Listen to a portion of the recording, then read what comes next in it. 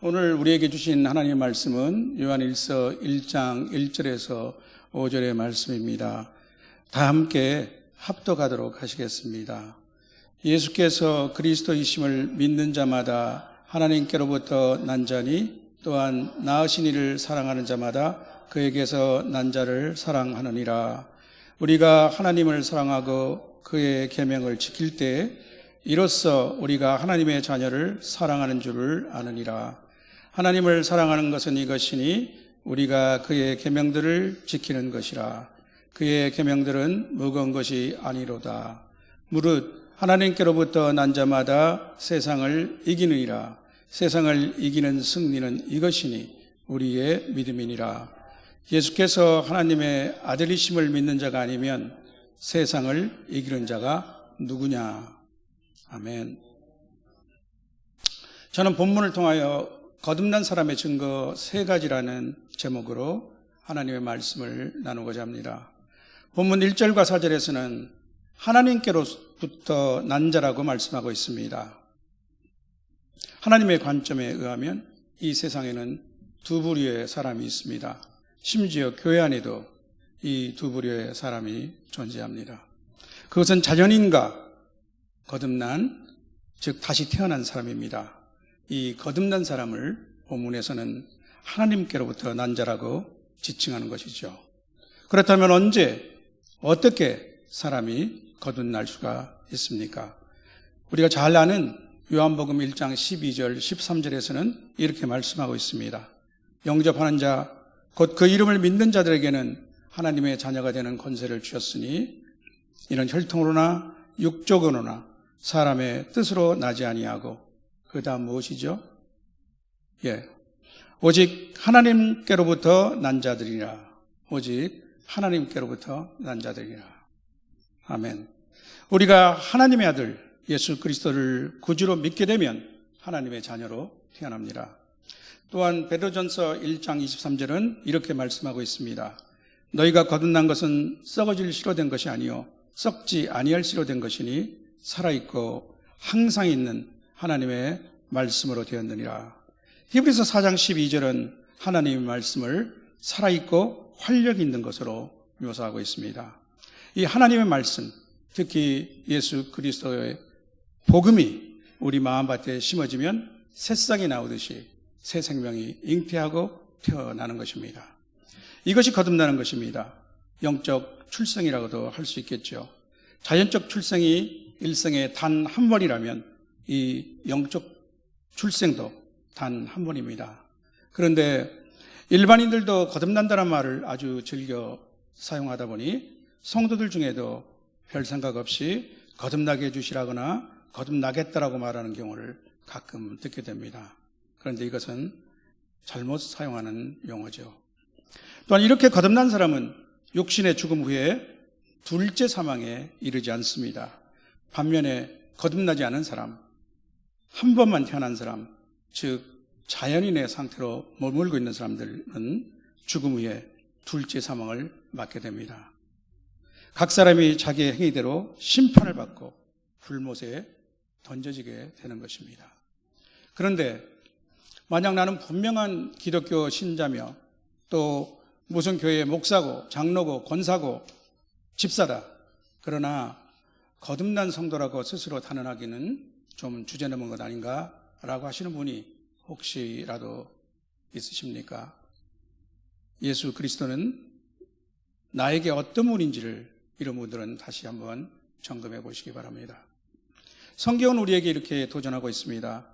너희는 믿음 안에 있는가? 너희 자신을 시험하고 너희 자신을 확증하라.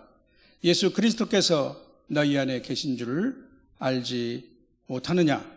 그렇지 않으면 너희가 버리운 자니라. 고린도후서 13장 5절 말씀입니다. 이 스스로의 자기 시험과 검증에 즉각 예스라고 하지 못하는 사람들은 일단 불합격자입니다. 제 시험을 보아야 합니다. 여기서 버림받은 자는 조금 오해를 주는 아쉬운 번역입니다. 실격자, 불합격자가 더 원어에 맞는 번역 같습니다. 성도 여러분, 도입이 조금 길지 않았는지 모르겠습니다. 그러나 저는 거듭남, 곧 중생의 문제는 기독교 신앙에서 어느 것보다 중요하다고 생각합니다. 그것은 우리 신앙의 삶의 시작이며 출발이기 때문입니다. 이 말씀을 증거할 때마다 저는 강한 확신과 감동을 느끼게 됩니다. 여러분은 어떠신가요? 저와 같으시라고 생각합니다. 사실 거듭남은 1차적으로 내면적인 변화입니다. 우리 안에 있는 영 또는 영혼이 살아나는 것입니다. 새로운 생명의 탄생이라고 말할 수 있습니다. 그래서 성경에서는 우리 육신을 겉사람이라고 하고 이 내면의 생명을 속사람이라고 칭하고 있습니다. 사람들은 다른 성도 안에 있는 이 속사람을 직접 볼 수 없습니다. 대신 그 거듭난 성도의 신앙 간증을 듣고 공감할 수 있는 것입니다.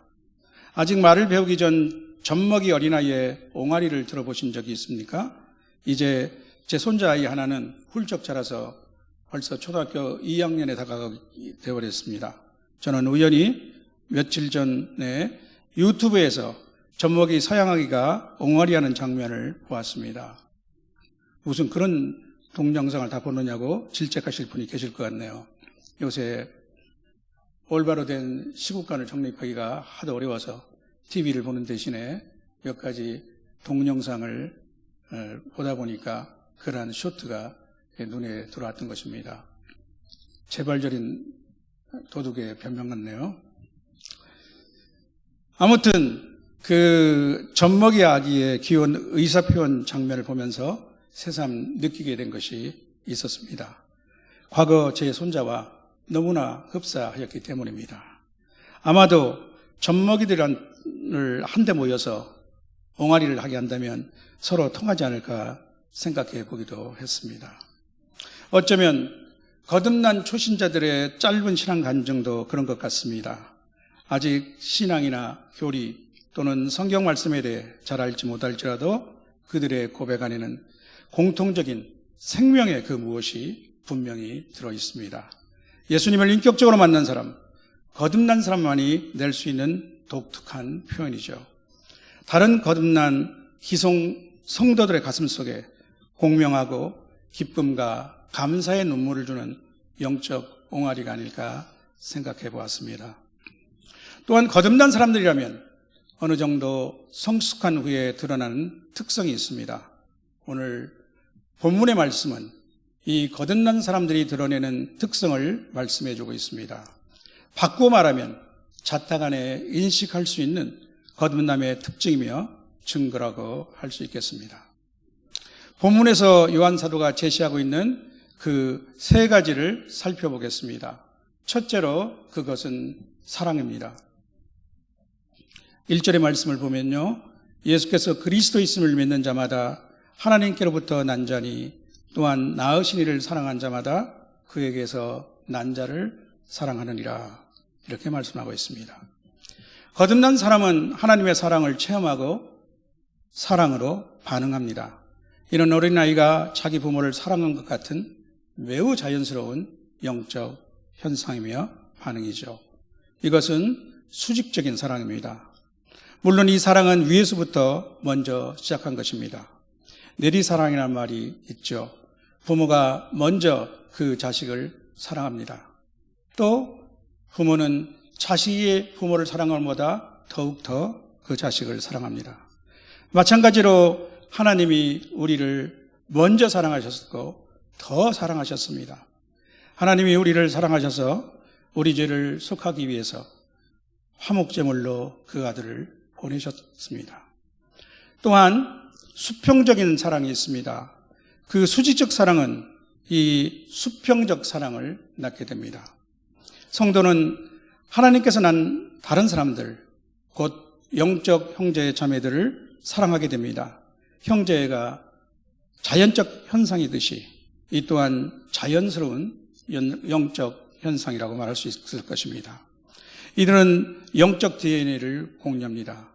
그 전에 알지 못하던 사람 간에도 동일한 신앙 고백을 통하여 갑자기 오래된 친구처럼 때로는 친형제 자매보다 더 친밀한 감정을 느끼게 된 경험들이 있을 것입니다. 심지어 인종과 국적을 초월해서도 이러한 친숙감을 느낄 수 있습니다. 선교사님들이나 외국 생활을 해본 사람들은 공감할 것입니다.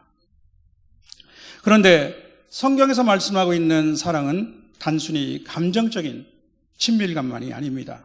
감정은 일시적입니다. 사랑할 만하니 사랑하는 것입니다. 그러나 성경에서 말씀하고 있는 사랑은 의지입니다. 또한 행동입니다. 요한사도는 이 서신서에서 먼저 말씀했습니다. 자녀라, 우리가 말과 혀로만 사랑하지 말고 행함과 진실함으로 하자. 요한일서 3장 18절 말씀입니다. 또한 자녀를 둔 부모는 모두 공감하실 것입니다. 요새 한 아이만 둔 많은 부모들은 이것은 잘 모르겠네요. 부모에게 자식들이 서로 우애하고 사랑하는 모습을 보는 것보다 더 기쁘고 흐뭇한 것은 없습니다. 하나님의 눈에도 마찬가지입니다. 보라, 형제가 연합하여 동감이 어찌 그리 선하고 아름다운고. 시편 133편 1절 말씀이죠. 또 주님도 우리에게 이것을 새 계명으로 주셨습니다. 새 계명을 너희에게 주노니 서로 사랑하라. 내가 너희를 사랑한 것 같이 너희도 서로 사랑하라. 너희가 서로 사랑하면 이로써 모든 사람이 너희가 내 제자인 줄 알리라. 이렇게 말씀하셨습니다. 또한 더 연약하거나 더 어려운 상황에 있는 자식에게는 더 애틋한 정이 갑니다. 이러한 부모의 심정에서 주님은 비유를 사용하셔서 한 임금의 말로 자신의 뜻을 전하셨습니다. 내가 진실로 너희에게 이르노니 너희가 여기 내 형제 중에 지극히 작은 자 하나에게 한 것이 곧 내게 한 것이니라. 이 수평적 사랑은 성도가 하나님을 사랑하고 있는지를 보여주는 필요 조건입니다. 요한사도는 이 선지서에서 이미 이렇게 말씀했습니다. 보는 바 그 형제를 사랑하지 아니하는 자는 보지 못하는 바 하나님을 사랑할 수 없느니라. 둘째로 순종입니다. 3절에 보면요, 하나님을 사랑하는 것은 이것이니 우리가 그의 계명을 지키는 것이라. 그의 계명들은 무거운 것이 아니로다. 사랑은 순종을 가져옵니다. 하나님을 사랑하면 그의 계명을 지키게 됩니다. 예수님은 한 율법사와의 대화에서 하나님의 율법의 원리를 이렇게 사랑으로 정리하셨습니다.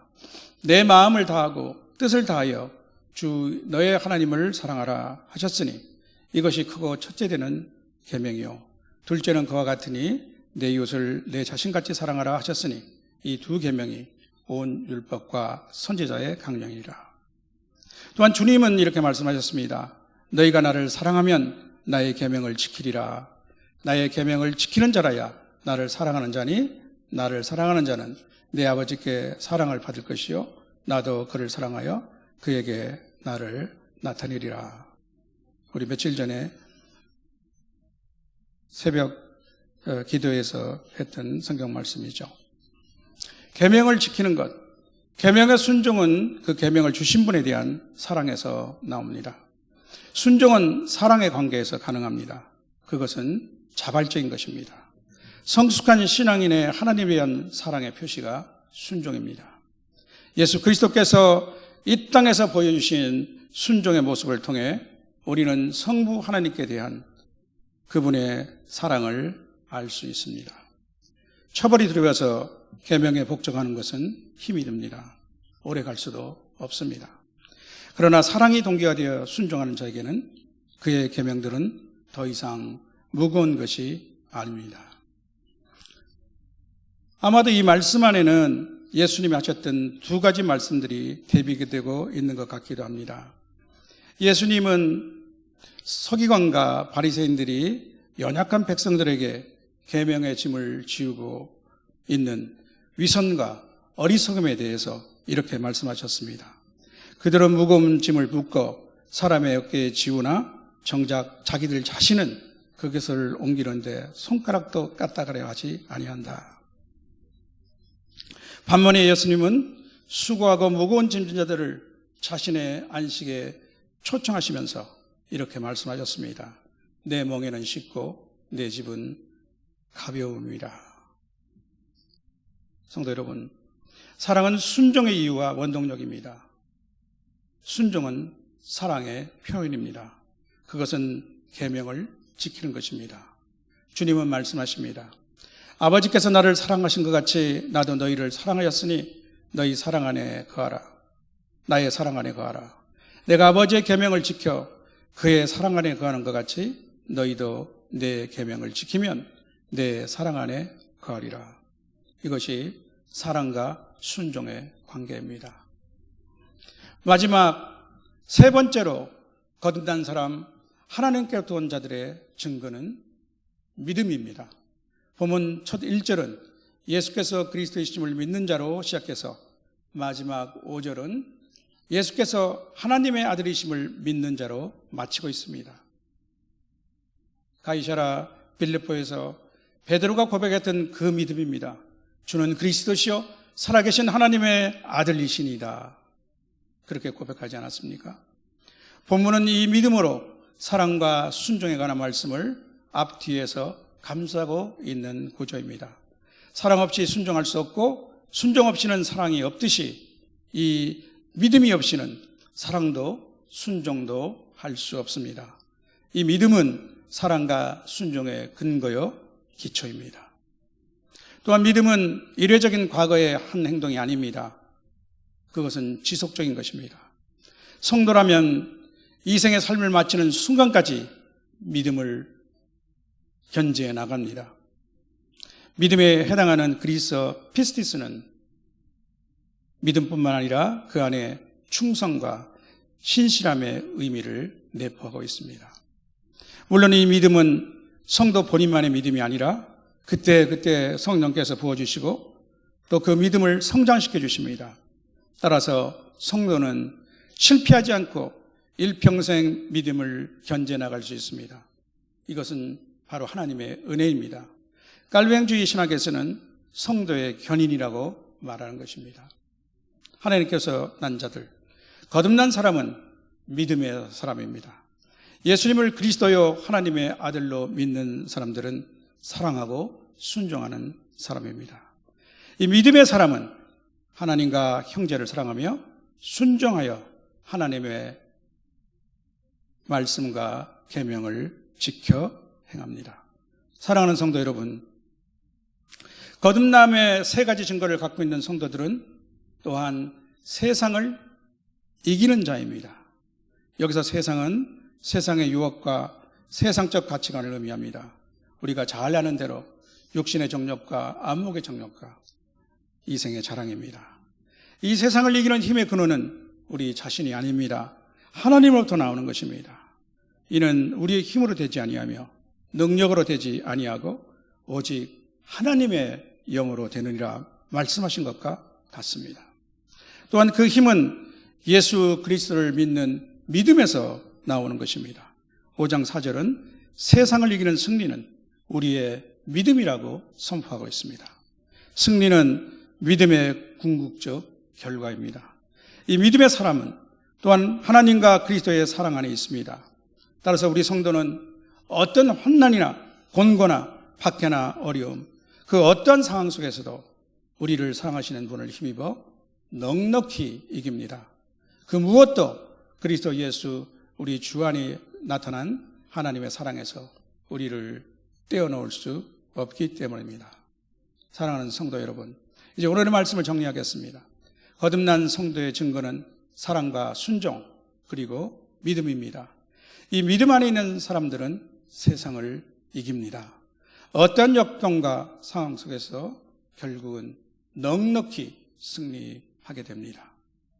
끝까지 믿음으로 하나님과 형제를 사랑하며 하나님의 계명에 순종하고 어떤 상황 속에서도 승리하는 저와 여러분이 되시길 주님의 이름으로 축원합니다.